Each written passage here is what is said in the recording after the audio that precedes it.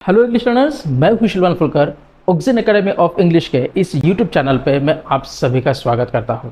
आज के इस वीडियो में हम देखेंगे डायरेक्ट और इनडायरेक्ट स्पीच, जिसे कुछ लोग नरेशन भी कहते हैं। अब डायरेक्ट और इनडायरेक्ट स्पीच जब हम शुरू करते हैं तो इसमें एग्जामिनेशन पॉइंट ऑफ व्यू तो आपको मार्क्स आती ही है, लेकिन इसके ऊपर भी आपका कम्युनिकेशन स्किल्स सुधारने में, डेवलप करने में इसका बहुत बड़ा हाथ होता है। तो आइए शुरू करते हैं डायरेक्ट और इनडायरेक्ट स्पीच का सफ़र ऑक्सिन एकेडमी ऑफ इंग्लिश के साथ। तो इसी की कई हुई बातों को हम दो प्रकार में उसको रख सकते हैं। एक, स्पीकर के शब्द जो कि त्यों रखकर, और दूसरा, स्पीकर के शब्दों को हम अपनी तरह से उसे बता सकते हैं या अपने शब्दों में बता सकते हैं। ठीक है, तो इससे पहले हम देखें कि डायरेक्ट स्पीच में पंक्चुएशन है, उसे बहुत इंपॉर्टेंट है। ठीक है, तो जैसे कि अपन ने ये देखा है इधर में ही सेड, तो अब स्पीकर के शब्दों के जो कि त्यों रखते हैं इधर आई एम बिजी नाउ। ठीक है, तो स्पीकर के शब्द जो कि त्यों हमने इन इन्वर्टेड कॉमर्स में रखे हैं। स्पीकर कहता है आई एम बिजी नाउ। अब इस स्पीकर के शब्दों को हम जो कि त्यों ना रखते हुए हम अपने शब्दों में उसे बताने की कोशिश करेंगे, जिसको हम इनडायरेक्ट स्पीच कहते हैं। तो देखिए, इसमें कुछ तब्दीलियां होंगी, कुछ परिवर्तन होंगे, कुछ चेंजेस होंगे। तो हम किस तरह से उसे हम करते हैं अब देखेंगे। ही सेड, इसके बाद हमें दैट लेना होगा। He was busy then. कुछ परिवर्तन किए हमने, कुछ चेंजेस किए। तो वो कौन से चेंजेस किए हैं? तो सबसे पहले हम रिपोर्टिंग वर्ब में कुछ चेंजेस करते हैं। मतलब सेड टू है तो उस सेड टू को हम टोल्ड में कन्वर्ट करते हैं। अगर सेड टू हो तो सेड टू के बाद अगर लिसनर हो तो हम सेड टू का टोल्ड में परिवर्तन करते हैं। उसके बाद हमने दैट इस कंजंक्शन का प्रयोग किया। उसके बाद हमने प्रोनाउन जो आई था इधर में, आई को हमने ही में कन्वर्ट कर दिया। उसके बाद वर्ब में चेंजेस किए, जैसे कि यहां एम था तो इसको हमने वॉज में परिवर्तन कर दिया इसका। उसके बाद एडवर्ब नाउ था, इसको हमने देन में परावर्तित कर दिया, यानी परिवर्तन कर दिया, चेंजेस कर दिए। तो ये हमारे साइन पोस्ट हो सकते हैं। ये हमारे क्या हो सकते हैं? Sign post. अगर इनको आपने चेक किया तो चांसेस सेंटेंस के चूकने के बहुत कम है। पहला, रिपोर्टिंग वर्ब में चेंजेस करने पड़ते हैं। दूसरा, दैट या फिर कोई और कंजंक्शन यूज करना पड़ता है। वो टाइप्स ऑफ सेंटेंस या फिर काइंड्स ऑफ सेंटेंस के ऊपर निर्भर होते हैं।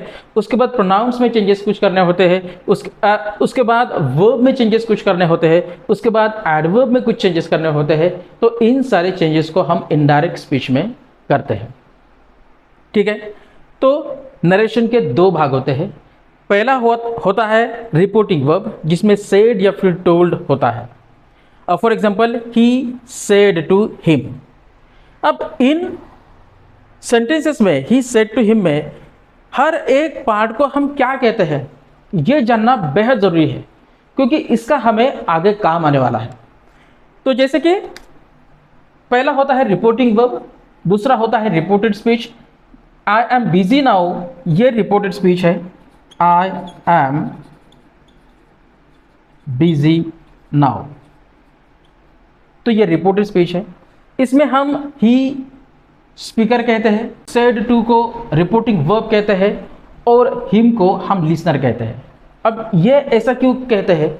आपको यहाँ पे दिखाई दिया होगा प्रोनाउंस में कुछ परिवर्तन है। तो ये जाने बगैर हम प्रोनाउंस में परिवर्तन कर ही नहीं सकते, या फिर हमें समझने में वो बहुत कठिनाई होगी। तो इसलिए हर एक पार्ट को क्या कहते हैं ये जानना, ये समझना बेहद इंपॉर्टेंट है, बहुत महत्वपूर्ण है। अगर देखिए रिपोर्टिंग वर्ब पास्ट टेंस में हो तो रिपोर्टेड स्पीच में टेंस में चेंजेस होते हैं। अगर रिपोर्टिंग वर्ब सेड है या फिर टोल्ड है जो कि पास्ट टेंस में है, तभी आपको रिपोर्टेड स्पीच में टेंसेस में चेंजेस करने पड़ेंगे। अगर नहीं है, मान लो कि वो प्रेजेंट टेंस में है या मान लो वो फ्यूचर टेंस में है, तो टेंसेस में चेंजेस नहीं करने पड़ेंगे, बाकी चेंजेस करने पड़ते हैं। जैसे कि सिंपल प्रेजेंट है तो उसको हम सिंपल पास्ट टेंस में कन्वर्ट कर देते हैं, मतलब करस्पॉन्डिंग पास्ट टेंसेस में कन्वर्ट कर देते हैं प्रेजेंट टेंसेस को। जैसे कि he said I play tennis, यहाँ पे प्ले क्रिया की पहली फॉर्म है, इसलिए ये सिंपल प्रेजेंट टेंस है, तो इसको कन्वर्ट कर देंगे सिंपल पास्ट टेंस में। सिंपल पास्ट टेंस में he said that he played tennis. ठीक है, उसके बाद प्रेजेंट कंटिन्यूस है या फिर कंटिन्यूस प्रेजेंट है, कुछ भी कहिए, तो उसको हम कंटिन्यूस पास्ट में कन्वर्ट कर देते हैं। जैसे कि he said I am studying, इसका होगा he said that he was studying. ठीक है, तो प्रेजेंट कंटिन्यूस टेंस है आई एम स्टडिंग, तो उसको हमें पास्ट कंटिन्यूस में चेंज करना पड़ा, मतलब वर्ब्स में चेंजेस होते हैं। मैं क्या कहता हूं, कंटिन्यूस प्रेजेंट का कंटिन्यूस पास्ट होता है। अगर ये कहता हूं, इस उदाहरण को देखिए, तो मैं क्या करता हूं, जो इसकी कंस्ट्रक्शन होती है, जो इसका स्ट्रक्चर होता है, जिसके तहत ये टेंस फॉर्म होता है, उस टेंस का जो फॉर्म होता है वो उसे चेंज करता हूं, है ना। बात समझ में आनी चाहिए। उसके बाद अगर परफेक्ट प्रेजेंट है तो उसका पास्ट परफेक्ट में कन्वर्जन होता है। जैसे कि he said I have done it, तो उसका होगा ही सेड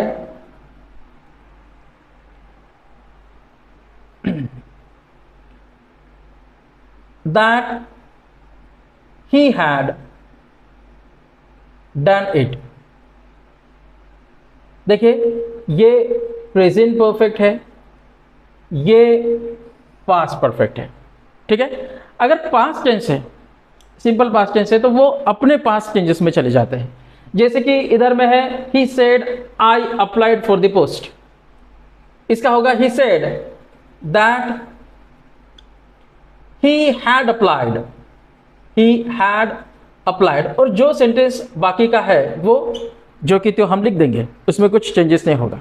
अगर एडवर्ब्स है तो ही चेंजेस होंगे, नहीं तो ऐसे चेंजेस नहीं होते।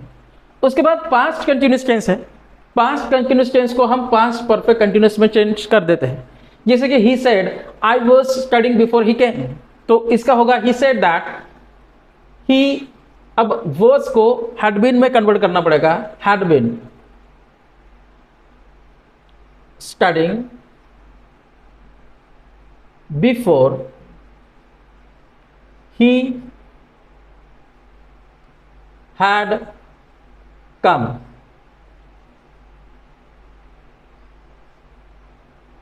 इस तरह से कुछ चेंजेस होंगे। फ्यूचर में अगर विल और शॉल रहा तो उसको हम वुड में कन्वर्ट कर लेते हैं। शॉल का शुड में कन्वर्शन नहीं होता, क्योंकि शुड का एक अलग मीनिंग होता है। सेंटेंस ही सेड आई शॉल इनवाइट हिम, सेंटेंस है ही सेड दैट, इसका होगा he said that he would invite him। उसके बाद प्रोनाउंस में कुछ चेंजेस होते हैं। अब स्पीकर और लिसनर हमने इधर देखा, तो ये इसीलिए देखा ताकि आपको इसका जो परिवर्तन है, इसमें जो परिवर्तन किया जाता है या इसमें जो चेंजेस किए जाते हैं वो स्पष्ट रूप से आपके मस्तिष्क में रहे, मस्तिष्क दिमाग में रहे। ठीक है, जैसे कि फर्स्ट पर्सन अगर आई और वी है तो ये हमेशा स्पीकर के अनुसार चेंज होंगे, इन्वर्टेड कॉमास में स्पीकर के अनुसार चेंज होंगे। उसके बाद सेकंड पर्सन है यू और यू, ये लिसनर के अनुसार चेंज होंगे। उसके बाद थर्ड पर्सन में कोई परिवर्तन नहीं होता, कोई चेंज नहीं होता, ही शी इट दे में कोई चेंज नहीं होगा। वाक्य है ही सेड टू हर, इधर इस सेंटेंस में ही स्पीकर है, हर लिसनर है। अब इधर देखिए आई have informed you, I first person है, यू सेकंड पर्सन है, तो यू लिसनर के अनुसार चेंज होगा और आई ये स्पीकर के अनुसार चेंज होगा। ठीक है, तो अब देखते हैं। ही सेड टू है, इसका टोल्ड करेंगे हर, कंजंक्शन जोड़ोगे दैट। अब इधर देखिए आई फर्स्ट पर्सन है, स्पीकर के अनुसार चेंज होगा। स्पीकर कौन है? यहाँ पे ही, तो I will be converted into what? He. उसके बाद हैव को हैड में कन्वर्ट कर देंगे। उसके बाद इन्फॉर्म्ड ही रहेगा। अब यू कौन है? लिसनर के अनुसार चेंज होगा। लिसनर कहाँ है? यहाँ पे हर है, तो यहाँ हम हर लिखेंगे। सेम सेंटेंस है, यहाँ लिखा she said to him I have informed you. अब इसका कैसे होगा? She told him that. अब आई कौन है? तो शी है, स्पीकर है, तो I will be converted into she.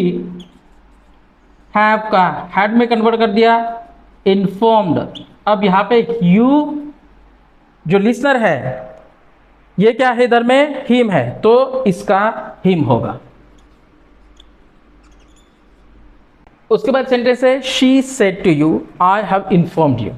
ठीक है, तो इसको भी कर लेते हैं। शी सेड टू का टोल्ड होगा, यू शी टोल्ड यू। ठीक है, अब आई कौन है? स्पीकर है, तो आई का शी होगा। ठीक है, उसके बाद हैव को हैड में कन्वर्ट कर दिया और उसके बाद इन्फॉर्म्ड लिख दिया। यू कौन है? यू है, तो यू ही रहेगा। ठीक है, अब आपके दिमाग में आया होगा कि शी टोल्ड यू, उसमें हमने दैट ये कंजंक्शन नहीं लिया, तो स्पोकन इंग्लिश में दैट को हम लिव भी कर सकते हैं, लेकिन एग्जामिनेशन पॉइंट ऑफ व्यू से देखें तो दैट को लिखना अनिवार्य है, कंपल्सरी है, इसलिए दैट को लिखा करो। उसके बाद she said to them I have informed you. She told them that.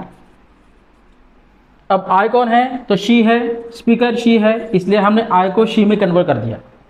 उसके बाद हैव को हैड में कन्वर्शन होगा, हैड। उसके बाद इन्फॉर्म्ड, यू कौन है? तो देम है, तो यू को हमने देम में कन्वर्ट कर दिया।